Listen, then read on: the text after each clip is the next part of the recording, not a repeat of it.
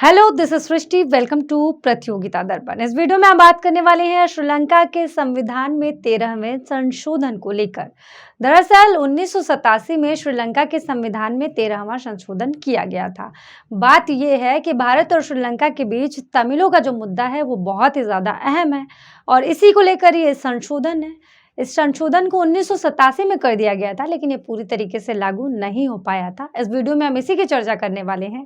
साथ में ये भी जानेंगे कि आखिर ये 13वां संशोधन है क्या और इस पर भारत का पक्ष क्या है। आगे बढ़ेंगे और देखेंगे सबसे पहले ये सुर्खियों में क्यों बना हुआ है।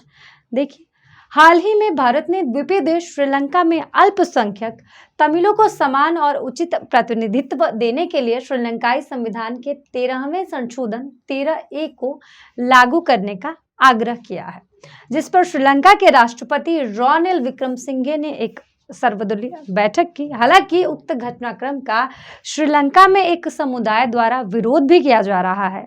देखिए, अब देख लेते हैं कि आखिर ये श्रीलंका के संविधान में 13वां संशोधन है क्या।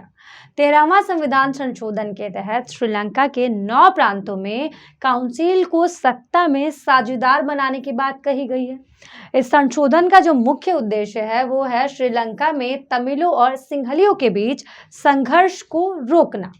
इस संविधान संशोधन के जरिए प्रांतीय परिषद बनाने की बात थी ताकि सत्ता का विकेंद्रीकरण किया जा सके। आगे बढ़ेंगे। यह संशोधन जुलाई 1987 में तत्कालीन भारतीय प्रधानमंत्री राजीव गांधी और तत्कालीन श्रीलंकाई राष्ट्रपति JR जयवर्धने के बीच शांति समझौते के बाद हुआ था।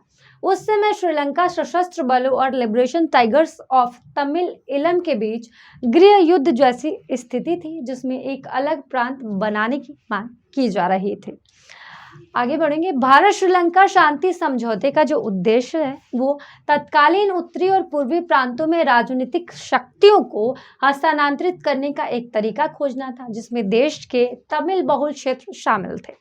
इस समझौते के तहत श्रीलंका के संविधान में 13वां संशोधन करने और 1987 के प्रांतीय परिषद अधिनियम को सक्षम बनाने की बात कही गई थी, जिसमें श्रीलंकाई गृह युद्ध को हल करने की उम्मीद जगी थी। समझौते में शिक्षा, स्वास्थ्य, कृषि, आवास, भूमि और पुलिस जैसे विभिन्न मुद्दे शामिल रहे। क्यों गतिरोध बना है ये देख लेते हैं। देखिए, श्रीलंका देश में कई ऐसे समूह हैं जो तमिल अल्पसंख्यकों के साथ किसी भी तरह की राजनीतिक भागीदारी को साझा करने का विरोध कर रही हैं। वहीं श्रीलंकाई सरकार की गलत नीतियों और पक्षपातपूर्ण रवैये के कारण श्रीलंका के तमिलों में असंतोष है। ज्यादातर जो सिंगली राष्ट्रवादी दल जैसे जनता विमुक्ति, पेरामुना, नेशनल फ्रीडम फ्रंट और जेथिका हेला उरुमाया लगातार संशोधन को रद्द करने की मांग करते रहे हैं। वहीं श्रीलंका इस विषय को अपने आंतरिक मामलों में भारत के हस्तक्षेप के रूप में देखता है। उसको लगता है कि भारत श्रीलंका के आंतरिक मामलों में हस्तक्षेप कर रहा है। इस पर भारत का क्या कहना है वो देख लेते हैं।